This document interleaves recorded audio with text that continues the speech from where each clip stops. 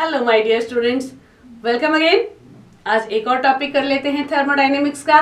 बड़ा मजेदार और बड़ा इजी सा टॉपिक है। हम बात करने वाले हैं हीट कैपेसिटी की। हीट कैपेसिटी क्या होती है? हीट कैपेसिटी होती है किसी भी सब्सटेंस में जब हम टेम्परेचर राइज करते हैं। कैसे राइज करते हैं टेम्परेचर? पहली बात तो हम बात कर लेते हैं हीट और टेम्परेचर में डिफरेंस। हीट को हम लोग हमेशा किससे डिनोट करते हैं? Heat is denoted by Q and temperature को हम किससे डिनोट करते हैं? कैपिटल T से, है ना।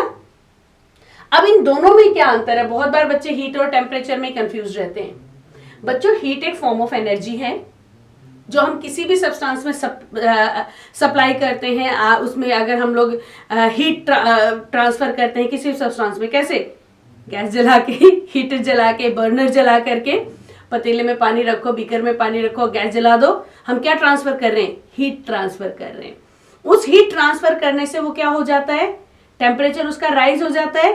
टेम्परेचर वो स्केल है जिससे हम हीट को नापते हैं। टेम्परेचर वो स्केल है जिससे हम हीट एनर्जी को मेजर करते हैं। तो इन दोनों का कंफ्यूजन पहले तो आप लोग क्लियर कर लें, ठीक है। नाउ अब हम लोग बात करने वाले हैं हीट कैपेसिटी। हीट कैपेसिटी किसी भी सब्सटेंस के टेम्परेचर को राइज करने के लिए जितनी हीट चाहिए उसे हम हीट कैपेसिटी कहते हैं। कंफ्यूज मत हो, मैं फिर से सरल बना देती हूँ इसको।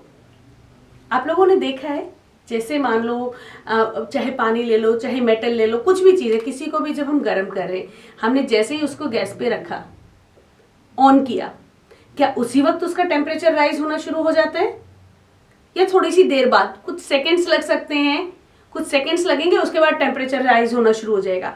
लेकिन वो उस सेकंड्स तक हीट तो ट्रांसफर हो ही रही थी ना उस सब्सटेंस में, फिर टेम्परेचर राइज क्यों नहीं हुआ? वो टेम्परेचर एब्जॉर्ब हो गया उस सब्सटेंस के द्वारा।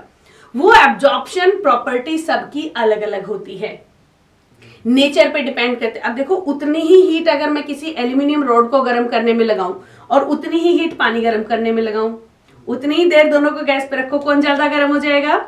एल्यूमिनियम रॉड ज्यादा गर्म हो जाएगी ना, उतने ही हीट से। तो एल्यूमिनियम की हीट कैपेसिटी कम थी, मतलब उसने हीट को कम एब्जॉर्ब किया, फटाफट टेम्परेचर राइज शुरू कर दिया। वाटर हीट एब्जॉर्ब करता चला गया, आने दो हीट, आने दो, अभी मैं टेम्परेचर राइज नहीं कर रहा, इसको मैं ही खा जाऊंगा, मैं ही खा जाऊंगा, है ना। तो हर सब्सटेंस की हीट एब्जॉर्ब करने की एक कैपेसिटी होती है, उसको कहते हैं हीट कैपेसिटी। ये नेचर पे भी डिपेंड करती है, साइज पे भी डिपेंड करती है। 1 लीटर पानी गर्म करो, 5 लीटर पानी गर्म करो, दोनों का 1 डिग्री टेम्परेचर राइज करने के लिए हमारे को अलग अलग हीट सप्लाई करनी पड़ेगी, है ना। देखते हैं जरा, अगर मैं बात करूं सीधा सीधी, तो Q is directly proportional to change in temperature. बिल्कुल, जितना हीट सप्लाई करेंगे उतना टेम्परेचर राइज होगा। डायरेक्टली प्रोपोर्शनल है, इक्वल नहीं है। तो कांस्टेंट कौन सा आ जाएगा? That is heat capacity. उसको हम C से डिनोट करते हैं, C डेल्टा T। करेक्ट है। नाउ हीट कैपेसिटी C को अगर हम लोग, अरे ये प्रोपोर्शनल नहीं, अब ये इक्वल हो गया। C को अगर हम कैलकुलेट करें तो क्या हो जाएगा? Q upon delta T। Q is equal to heat absorbed and ये क्या हो गया? Rise in temperature. ये क्या है? हीट अब्सॉर्ब्ड एंड ये क्या है? Rise in temperature. बस ये कुछ चीजें याद रखनी है और चीजें बहुत सीधी सरल होने वाली हैं। इस स्टेटमेंट से हम इसको अब डिफाइन कर सकते हैं। क्या डिफाइन कर सकते हैं? हीट कैपेसिटी क्या होती है? हीट कैपेसिटी होती है किसी भी सब्सटेंस के टेम्परेचर को 1 डिग्री तक राइज करने के लिए जितनी हीट सप्लाई करते हैं, दैट इज हीट कैपेसिटी। और इसकी यूनिट क्या हो जाएगी? Joule for energy and kelvin for temperature, तो जूल पर केल्विन इसकी यूनिट हो जाएगी। करेक्ट है। तो हीट कैपेसिटी आ गई। अब हम लोग इसको और थोड़ा सा स्पेसिफाई कर लेते हैं। हीट कैपेसिटी किसी भी सब्सटेंस के अलग अलग अमाउंट के लिए अलग अलग होगी, मैंने अभी अभी बताया, है ना। अगर 1 लीटर पानी को गर्म करते हैं तो उसकी हीट कैपेसिटी अलग होगी, 5 लीटर की अलग हो जाएगी, 10 लीटर की अलग हो जाएगी। तो वहां पे हमें स्पेसिफिक होना पड़ेगा। वहां स्पेसिफिक होने के लिए हम बात करेंगे स्पेसिफिक हीट कैपेसिटी की। स्पेसिफिक हीट कैपेसिटी, इसको हम लोग किससे डिनोट करेंगे? CS से। इसको कुछ नहीं, हम लोग क्या कर देंगे? 1 ग्राम सब्सटेंस के टेम्परेचर को राइज करने के लिए जो हीट चाहिए वो स्पेसिफिक हीट कैपेसिटी हो जाएगी। इसको कैसे डिनोट करेंगे फिर हम लोग, Q अपॉन डेल्टा टी तो रहेगा ही किसके लिए, 1 ग्राम के लिए, तो हम इसको किससे मल्टीप्लाई कर देंगे, मास। 1 ग्राम के लिए मान लो मुझे 1 ग्राम का निकालना है और आपको 50 ग्राम दिया हुआ है, तो उसको 50 ग्राम से डिवाइड कर दो, ठीक है। तो ये क्या हो गया, CS is equal to Q upon delta T into mass, specific heat capacity हो गई ये। Very very nice. तो इसको हम लोग और इनको रीअरेंज कर सकते हैं कितना भी।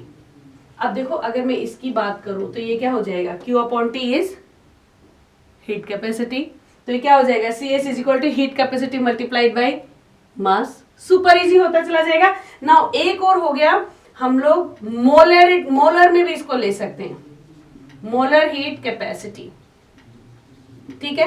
ये कैसे डिनोट होगा, 1 मोल सब्सटेंस के टेम्परेचर को राइज करने के लिए जितना हीट चाहिए that is molar heat capacity. तो इसको हम कैसे लिख देंगे, Q अपॉन डेल्टा टी, 1 मोल के लिए चाहिए ना, तो मोलर मास से इसको डिवाइड कर दो।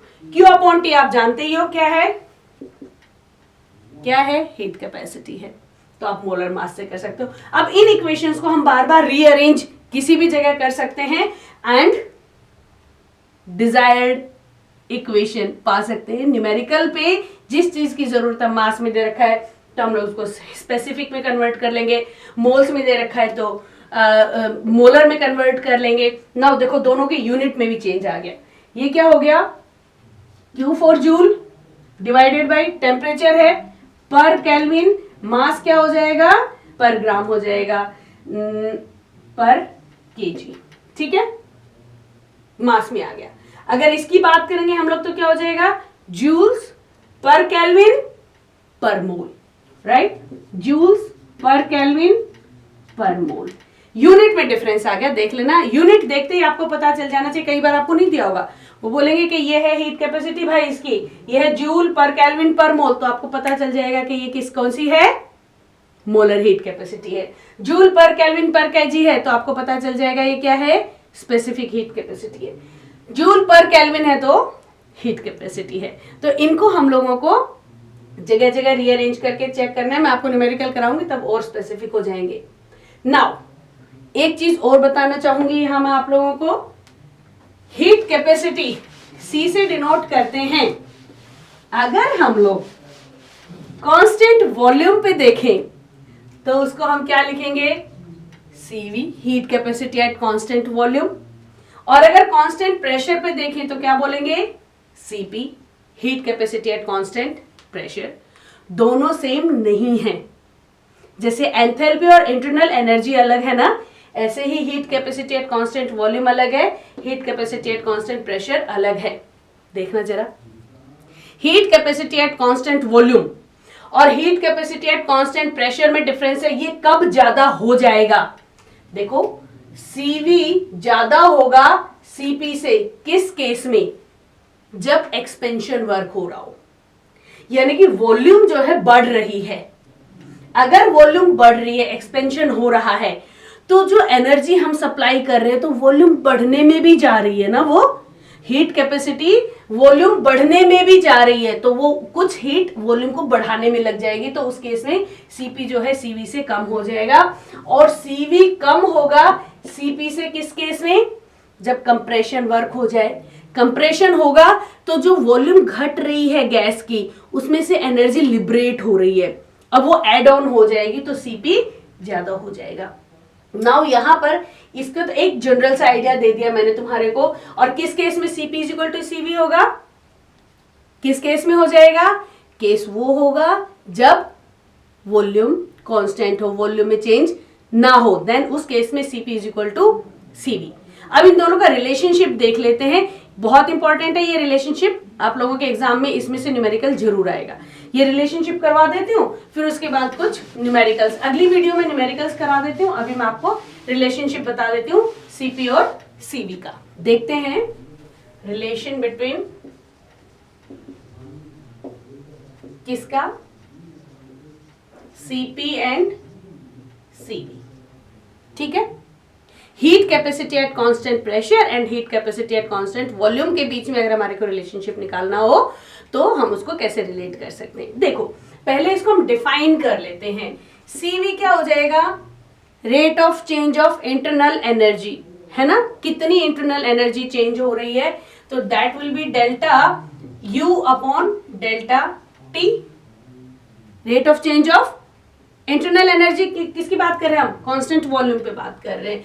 तो इसको अगर हम लोग यहाँ डेल्टा U क्या हो जाएगा फिर CV डेल्टा T, एक ये रिलेशनशिप रख लेते हैं। अब हम लोग CP की बात कर ले। CP क्या है, rate of change of enthalpy constant pressure पे। तो इसको अगर हम रिलेट करें तो डेल्टा H यहाँ पे क्या हो जाएगा, CP डेल्टा T। बहुत अच्छे से समझ में आ गया, वेरी नाइस। अब इसको आगे रिलेट करना शुरू करते हैं। याद करो थर्मोडायनेमिक हमारा क्या था रिलेशनशिप, U और H का क्या रिलेशनशिप है, देखो जरा, delta H is equal to delta U plus P delta V। Last class में हम लोगों ने किया था, इसी को रिलेट करना शुरू कर देते हैं। चलो P डेल्टा V यहाँ पे हमारी पहली इक्वेशन है ये। दूसरी इक्वेशन हमारी क्या आती है, अगर 1 मोल हम गैस ले लें, गैस ले लेते हैं तो P डेल्टा V क्या हो जाता है, nRT, है ना, PV is equal to nRT। याद करो favourite equation, PV is equal to nRT। तो यहाँ पे अगर हम 1 मोल ऑफ गैस ले लें तो डेल्टा H क्या हो जाएगा, delta H is equal to delta U plus delta nRT होना था ना, बट यहाँ पे हम 1 मोल गैस ले रहे हैं तो क्या बोल देंगे इसको, डेल्टा RT। एक ही मोल की बात कर रहे हैं तो इसको रीअरेंज कर लेते हैं। Delta H is equal to delta U plus R पहले ले आएंगे बिकॉज R कांस्टेंट है, चेंज तो सिर्फ टेम्परेचर होगा। नाउ इक्वेशन, अब देखो रिलेशनशिप हमारे पास ये है, delta U is equal to CV delta T, delta H is equal to CP delta T। यहां पर इस वाली इक्वेशन में सेकेंड इक्वेशन जो है, इस इक्वेशन में हम लोग इनकी वैल्यूज पुट कर देते हैं। करें, करके देखते हैं। डेल्टा H की जगह क्या रखें, देखो जरा, CP delta T is equal to delta U की जगह क्या रख दें, CV delta T plus R delta T। कुछ नजर आ रहा है, हम 1 मोल गैस की बात कर रहे हैं। अब देखो delta T delta T delta T गया, क्या बचा अपने पास, CP is equal to CV plus R, या फिर हम इसको अरेंज करें तो CP minus CV is equal to R। ये आ गया रिलेशनशिप 1 मोल ऑफ गैस के लिए। R की वैल्यू आप जानते ही हो, कब कब कहां कहां क्या क्या लेनी है, कांस्टेंट है। ये रिलेशन है CP और CV का 1 मोल गैस के लिए। 1 मोल से अगर ज्यादा गैस हो गया तो नंबर ऑफ मोल्स रख दो, 1 मोल से ज्यादा हो जाएगा for n number of gases, for n moles of gases। ये रिलेशनशिप क्या हो जाएगा बेटा, CP minus CV is equal to NR, is equal to NR। बिल्कुल, ये 2 रिलेशंस आपने याद रखने हैं। तो बेसिकली एक ये रिलेशन, कभी कभी ये डेरिवेशन आ जाता है, derive the relationship between CP and CV। 3 number मुफ्त के, कितना इजी था इसको डिराइव करना। आपको पहले चाहिए CV क्या होता है एंड CP क्या होता है। CV is rate of change of internal energy, CP is rate of change of enthalpy. यहां से internal energy is equal to CV delta T, enthalpy is equal to CP delta T। ठीक है, now अपने पास equation enthalpy और internal energy का जो relationship है, ये वही इक्वेशन है, हम इससे पहले बात कर चुके हैं इसके बारे में। P डेल्टा V, अगर हम गैसेस की बात करें, ये जनरल इक्वेशन है। अगर गैसेस है, यहां पे अगर मैं यहां इसको कर दूं 1 mole of ideal gas, ideal gas हो जाएगा, तो ये इक्वेशन किस में टर्न हो जाता है, अगर 1 मोल है तो delta H is equal to delta U plus delta RT, अगर 1 मोल से ज्यादा है तो nRT, है ना। अब यहां इनको हमने वैल्यूज पुट कर दी और ये रिलेशनशिप लेके आ गए हैं। अब इस relationship specific heat capacity, molar heat capacity और हीट कैपेसिटी और इन सारी चीजों से मिलाकर के जो न्यूमेरिकल्स बनेंगे उसकी वीडियो मैं अगली बनाऊंगी। तब तक आप इन चीजों को बहुत अच्छे से समझ लो, क्या है ये heat capacity, specific heat capacity, molar heat capacity, relationship between Cp and Cv यानी कि heat capacity at constant pressure and heat capacity at constant volume. बहुत मजेदार चीजें हैं, थोड़ा सा टाइम लगा दिया मैंने सो दैट कि इस चीज को आप बहुत अच्छे से समझ पाओ। तो अगली वीडियो में मिलते हैं न्यूमेरिकल्स के साथ, तब तक के लिए goodbye and keep studying. Concepts clear करते रहो, बाकी काम मेरी जिम्मेदारी। Good bye.